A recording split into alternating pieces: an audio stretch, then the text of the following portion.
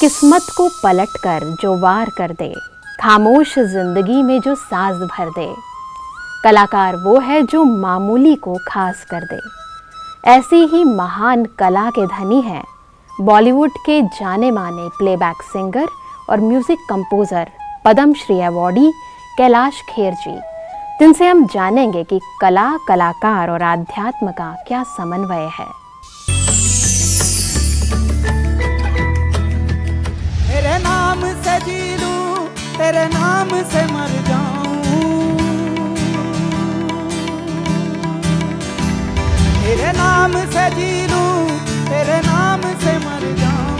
ओ टूटा टूटा एक परिंदा ऐसे टूटा कि फिर जुड़ ना पाया, लूटा लूटा किसने उसको ऐसे लूटा कि फिर उड़ ना पाया। आजा चंदा बाहों में तुझ में ही गुम हो जाऊं, मैं तेरे नाम में खो जाऊं। जय जयकारा, जय जयकारा, स्वामी देना साथ हमारा। जय जयकारा।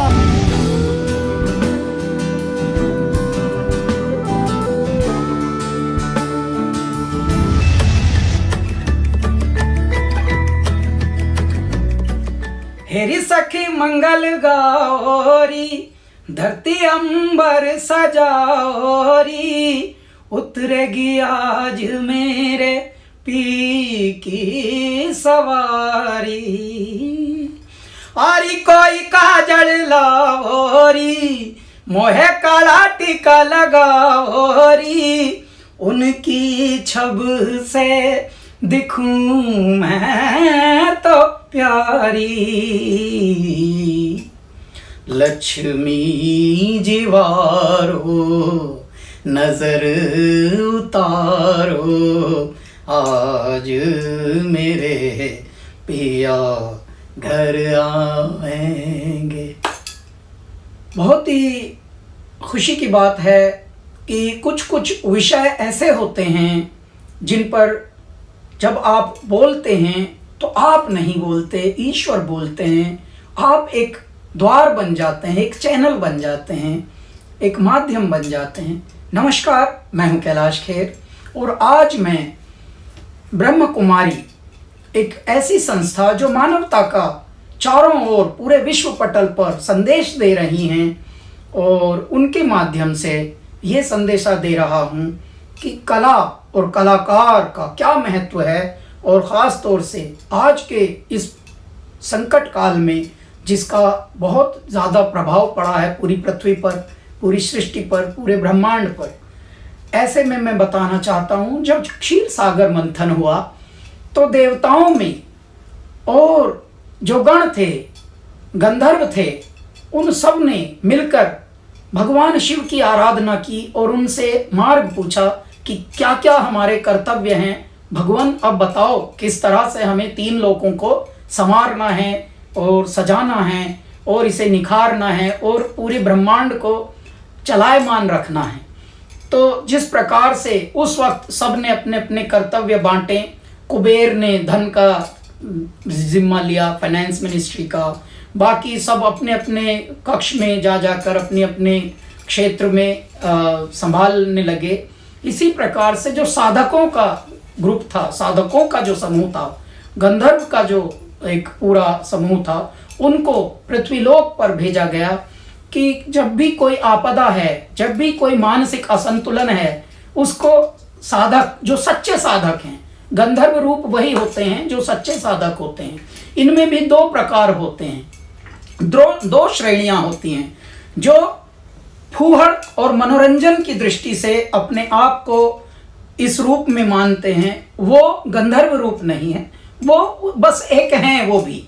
लेकिन जो साधना में रत हैं, जो साधक हैं, जिन्होंने साध्य को एक ऐसा रूप दे दिया कि जिनके उदाहरण दिए जाने लगते हों, उन्होंने आज भी मानसिक संतुलन की बीड़ा उठाया हुआ है पूरे पृथ्वी पटल पर, पूरे ब्रह्मांड पर। आप देखिए, मैं एक बहुत ही छोटा सा उदाहरण देता हूँ। लगभग 6-7 महीने हो गए हैं और हमारा कैलासा का जो संगीत है वो कौन सुन रहे हैं, सुन तो सभी रहे हैं, लेकिन जो मुझे बहुत मैसेज आते हैं पूरे वर्ल्ड से, वो बहुत ज़्यादा फ़ोन करके, मैसेज करके जो लोग अपनी प्रतिक्रियाएं देते हैं, वो हैं जो हमारे हेल्थ केयर से जुड़े हुए लोग हैं, जो हमारे रोज़मर्रा की जीवन से जुड़े हुए हैं, जो हमारे सिक्योरिटी से जुड़े हुए लोग हैं। तो क्योंकि उनका कोई समय नहीं है अब। बेशक वो सरकारी नौकरियों में हैं, सरकारी प्रबंधनों में हैं, गैर सरकारी प्रबंधनों में हैं, तब भी इतने वो समर्पित हैं कि उनका ना खाने का समय, ना सोने का समय, ना नहाने का समय। ऐसी स्थिति में उनका सब समय अस्त व्यस्त, सब दिनचर्या अस्त व्यस्त है। ऐसे में उनका जो मानसिक संतुलन है वो बिगड़ा हुआ होता है, जिसको हम अंग्रेजी में स्ट्रेस कहते हैं। उस स्ट्रेस को वो लोग कैसे संभालते हैं? बहुत सारे कैलासा का संगीत सुनते हैं।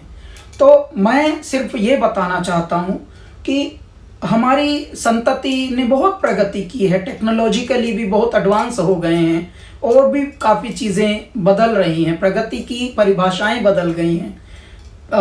जहाँ तक हमारी तरक्की और प्रगति, उन्नति का विशेष मैं बताऊं तो कलाकारों का ये धर्म है कि आज के युग में आप किस प्रकार का संगीत सुने वो भी बताएं।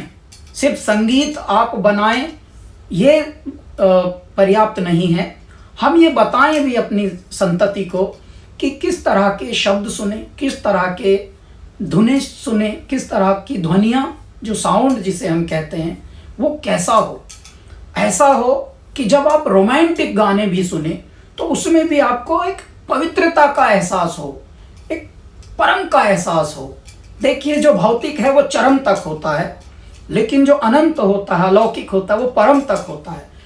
वो संगीत वही होता है, नाद वही होता है, ब्रह्म वही होता है जो आपको परम के आनंद की अनुभूति दे दे। तो ऐ मेरे जितने भी सुनकार हैं इस पृथ्वी पर, आज इस आपके मंच से, ब्रह्म कुमारी का जो मंच है, उससे मैं कैलाश खेर ये अनुवेदन करता हूँ कि सुनना, वो भी अच्छा सुनना, ये भी एक बहुत गुणवंत वाली बात है।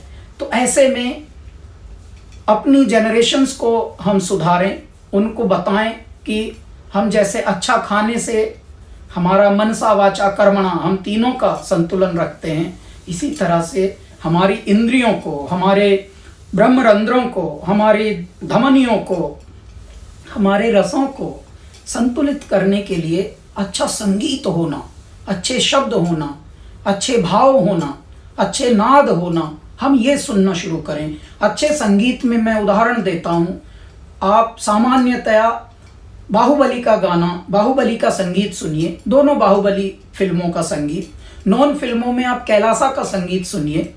और दूसरी बात मैं बताना चाहता हूँ, कैलासा के साथ हमारा YouTube चैनल भी है कैलाश खेर, हमारे पेजेस भी हैं, उस पर हम कुछ कुछ सामान्य जानकारियाँ भी आवंटित करते हैं और वो सामान्यतया हमारे सोशल पेजेस पर भी हम देते रहते हैं।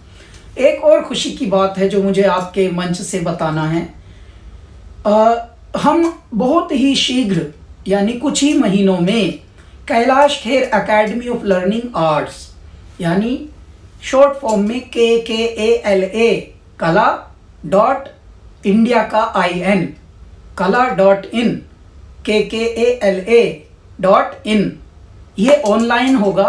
और KKALA कला धाम, ये हमारा मूर्त रूपेण विद्यालय मुंबई से प्रारंभ हम कर रहे हैं। तत्पश्चात हो सकता है हम माउंट आबू में भी, उदयपुर में भी, न जाने कहाँ कहाँ, कौन से पूरे ब्रह्मांड में हमारा मन करे। हम तो हृदय में हमारे इतने हिलोरे उठते हैं कि हम अध्यात्म को, संगीत तो एक उसका बेसिक धार है, अन्यथा अध्यात्म की भागीरथी हम लेकर ये आ रहे हैं। इसका नाम है Kailash Kher academy of learning arts. ये अफोर्डेबल भी होगा, बहुत ज़्यादा हम महंगा भी नहीं रखेंगे, लेकिन कुछ ऐसी बात उसमें होगी, कुछ ऐसी विशेषता उसमें होगी जो आज तक पूरी धरती पर किसी ने नहीं परोसा।